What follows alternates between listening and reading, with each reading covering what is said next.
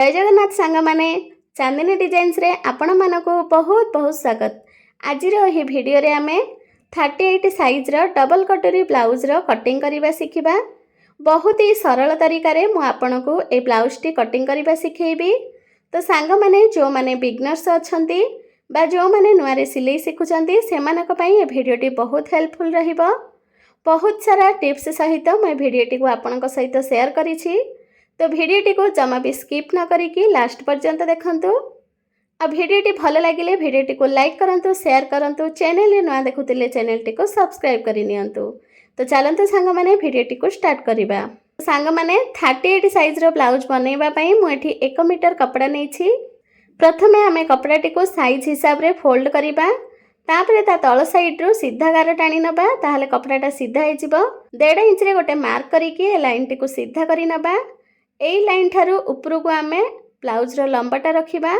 तो ब्लाउज रो लंबा मोर अछि 13 इंच, सेथिरे आमे 1.5 इंच प्लस करिबा तो हला 14 इंच अधे। 14 इंच अधे रे आमे मार्क करिबा।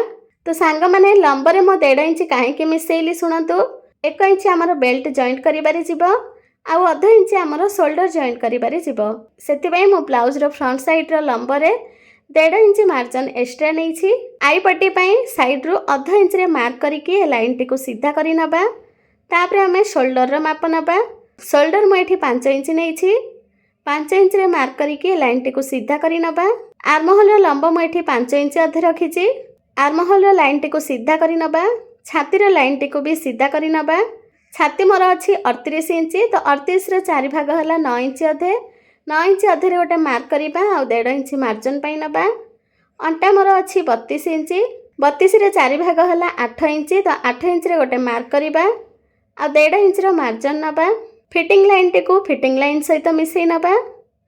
मार्जिन लाइन टी को मार्जिन लाइन सहित मिसई नबा। आर्म होल रो कोणरू 1 इंच रे मार्क करिकी आर्म होल रो शेपटा देई दबा। आपणकर चेस्ट साइज जेते भी होना कहीं फ्रंट साइड रो आर्म होल रो गुलाईटा सब बेले 1 इंच रे ही देबे। आउ सांग माने जदि आपण बिगनर्स अछंती नुआ रे सिलाई सिखुचंती ताहले आपण एमती फ्रेंच कर्व नेकी एथिरे मध्य आर्म होल रो शेपटा देई परिबे। गळार चौड़ा मु एठी 2 इंच रखिछि, 2 इंच रे मार्क करि नबा। गळार लंबा मु एठी 7 इंच रखिछि, तो 7 इंच रे मार्क करिबा। गळार तळ चौड़ा मु एठी 2 इंच अधे रखिछि, 2 इंच अधे रे मार्क करिकी लाइन टी को सीधा करि नबा। आ एथिरे गोटे बॉक्स बनै नबा। ए बॉक्स भितरे फ्रेंच कर्व को रखिकी एमती गोल शेप दे दबा। कांध को आर्म होल साइड को 1 पॉइंट डाउन करिबा। पछपट गळार लंबा 10 इंच रु अधिक थिले कांध को 1 पॉइंट डाउन करिवे। जदि नॉर्मल गळा थाए ताहले आपण 2 पॉइंट डाउन करिवे। बेल्ट रे लंबा मु एठी 3 इंच अधे रखिछि।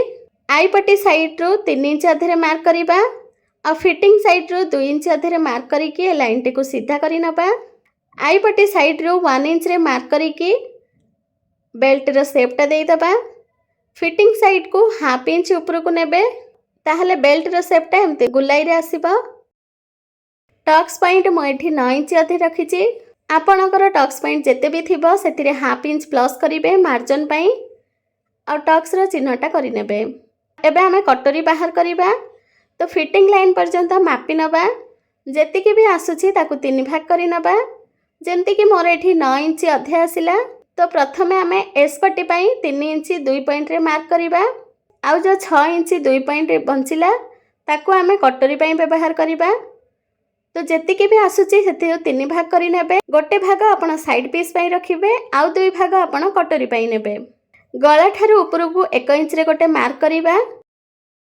आर्म होल रो गुलाई ठारू 2 इंच अधे रे मार्क करिकी कटोरी रो शेपटा देई दबा।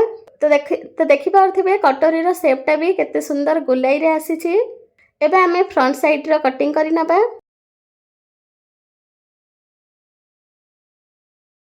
एबे हमें सिंगल कटोरी रो डबल कटोरी बाहर करिबा। तो प्रथमे आई पट्टी साइड रो कटोरी रो लंबाटा मापी नबा। तो गळा ठारू बेल्ट पर्यंत जेतिकी भी लंबा आसुछि ताको 2 भाग करि नबा। कटोरी रो ऊपर भागटी को 1 इंच अधिका रखिबे, आ कटोरी रो तळ भागटी को 1 इंच कम रखिबे। माने जेतिकी भी आसुछि एथिरो 1 इंच एक्स्ट्रा नै जिवे कटोरी रो ऊपर पार्ट पई।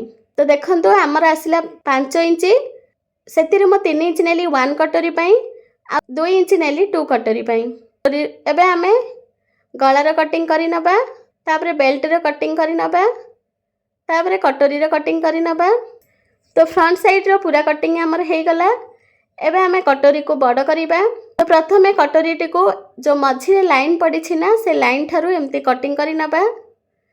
दीटा जाक कटोरी को अलगा करि सारला परे मु एठी गोटे कपड़ा 2 फोल्ड करिकि नै छि। एई कपड़ा उपरे हमें 1 कटोरी को रखिबा। साइड रो 1 इंच रे मार्क करिबा। आई पटी साइड रो भी 1 इंच रे मार्क करिबा। स्केल रे याको सीधा करि नबा। ए कटोरी रो जतिकी भी चौड़ाटा आसिला ताको प्रथमे मापि नबा। तो जेमति कि हमर एठी आसिला 9 इंच अधे। तो तार मझी सेंटर रे हमें कटोरी रो टक्स पॉइंट नबा। 9 इंच अधा को अधा करिबा। तो 5 इंच के 2 पॉइंट कम रे आसिला। तो आ मझी सेंटर रे 1.5 इंच रे मार्क करि नबा। आई पटी पई आधा इंच रे मार्क करिबा। आ गळार ऊपर को आधा इंच रे मार्क करिबा। आई पटीटी को स्केल रे मिसई नबा। तळ साइड रू एमती 2 पट साइड रे इच्छारे एमती स्केल रे गार टाणी नबा। कटोरी रो तळ साइड रू हल्का गोल करि नबा। गळार शेपटा देई दबा। कटोरी रो फिटिंग साइड रू हल्का हाथ रे एमती गोल गोल करिकी शेपटा देई दबा। देखंतु हमर 1 कटिंग रो मार्किंग हे गला। छोट कटोरी को साइड रे रखि नबा आ बड़ कटोरी रो कटिंग करि नबा। तो देखंतु संग माने हमर 1 कटोरी रो कटिंग हे गला। एबे हमें 2 कटोरी को बड़ करिबा। तो प्रथमे 2 कटोरी रो जो साइडटा अधिक लंबा अछि से साइड को नापिबा। तो जेमति कि हमर 2 कटोरी रो लंबा आसिला 2 इंच। तो सेथिरे हमें 1 इंच प्लस करिबा और 3 इंच रे मार्क करि नबा। तळ कटोरी रो लंबाटा मु एठी 3 इंच रखिछि। 1 कटोरी रो चौड़ाटा मापिबा। जेतिकी भी आसीबो सेतिकी हमें तळ कटोरी रो चौड़ाटा नबा। ताहले जाई कि दीटा का कटोरी हमर सिलाई कला बेले समान आसीबो। तो कटोरी रो चौड़ा हिसाब रे मु सीधा गार टाणी नै छि। आ कटोरी रो लंब तो मु एठी 3 इंच रखिछि। तो 3 इंच लंब रे मार्क करिकी लाइन टी को सीधा करिकी गोटे बॉक्स बनै नबा। आई पटी साइड रो 1 इंच तळ को डाउन करिबा। आ फिटिंग साइड रो आधा इंच तळ को डाउन करिकी कटोरी रो शेपटा देई दबा।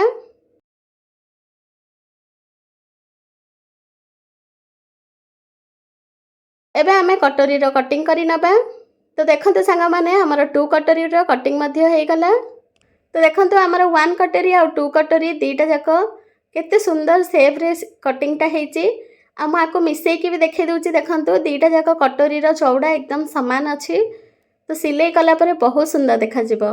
एबे हमें बैक पार्ट रो कटिंग करिबा। मु एठी कपड़ा टी को डबल फोल्ड करिकि नै जाई छी। तळ साइड रो आधा इंच रे मार्क करिकि लाइन टी को सीधा करि नबा। बैक पार्ट रो लंबा मोर 13 इंच थिला। सेथिरे हमें शोल्डर जॉइंट करिबा पई आधा इंच मिसेइबा। तो हला 13 इंच अधे रे मार्क करि नबा। शोल्डर ऊपर फ्रंट साइड रो एस पट्टी को रखिबा। गळार चौड़ार दागटा करि नबा। शोल्डर पई सीधा गार टाणी नबा। जदि आपण ब्लाउज रे हाथ लगेबे ताहले एमती आधा इंच छाड़िकी आर्म होल रो गुलाईटा देबे। किंतु मु एठी स्लीवलेस रो ब्लाउज बनाउची। तो सेति पई जेतिकी आर्म होल हमर आगो साइड रे अछि सेतिकी ही आर्म होल मु पछ साइड रे भी रखिबी। माने समान रे जिवो। तो जो माने हाथ जॉइंट करिवे ताके फ्रंट साइड रू बैक साइड पई आधा इंच एक्स्ट्रा मार्जिन नेबे आर्म होल रो गुलाई रे। ठीक अछि। फिटिंग साइड रू दाग करि नबा। एबे एस पट्टी को साइड रे रखि नबा। छाती हमर थिला 9 इंच अधे। तो 9 इंच अधे रे मार्क कर नबा। मार्जिन पई 1.5 इंच नबा। अंटा हमर थिला 32 इंच। तो 32 रे 4 भाग 8 इंच। तो 8 इंच रे गोटे मार्क करिबा। मार्जिन पई 1.5 इंच नबा। आ टक्स पई 1 इंच नबा। लाइन टी को सीधा करि नबा। गळार चौड़ाटा पुणी थरे मापि नबा। 2 इंच अछि कि नै देखिबा। देखंतु पूरा 2 इंच अछि। गळार लंब मु एठी 11 इंच अधे रखिछि। गळार तळ चौड़ाटा मु एठी 3 इंच रखिछि। 3 इंच रे मार्क करिकी एथिरे गोटे बॉक्स बनै नबा। तापरे एथिरे गोल शेप देई दबा। तो फ्रेंच कर्व को रखिकी मु एठी गोल शेप देई देइछि। आपण चाहिले जे कोनोसी शेप देई परिबे। एबे हमें टक्स रो दाग करिबा। फिटिंग साइड पर्यंत मापिबा। जेतिकी आसुची तार अधारे गोटे दाग करि नबा। टक्स रो लंब मु एठी 4 इंच अधे रखिछि। 4 इंच अधे मार्क करके लाइन टी को सीधा करवा आ दुई पट साइड रू अध इंच लाखे मार्क करके टक्स रो शेपटा देदेबा। तो बैक पार्ट रो मार्किंग आमर हो गला। एबे आमे यहाँ को कटिंग करी नबा। एबे मु आपन को एका साथी सब जगह पार्ट को रखिकी देखाई दूची। एटा हला आमर बैक पार्ट, एटा हला साइड पीस, एटा हला कटोरी 1, एटा हला कटोरी 2, एटा हला भी पट्टी, एगुड़ाक हला गला पट्टी, आई हुक पट्टी। तो देखिले ना सांग माने डबल कटोरी ब्लाउज रो कटिंग करबा केते सहज। आशा करुछि आपण मानको भिडियोटी भल लागिथिबो। भिडियोटी भल लगी भिडियोटी को लाइक करंतु, शेयर करंतु, चैनल रे नुआ देखुथिले चैनल टी को सब्सक्राइब करि नियंतु।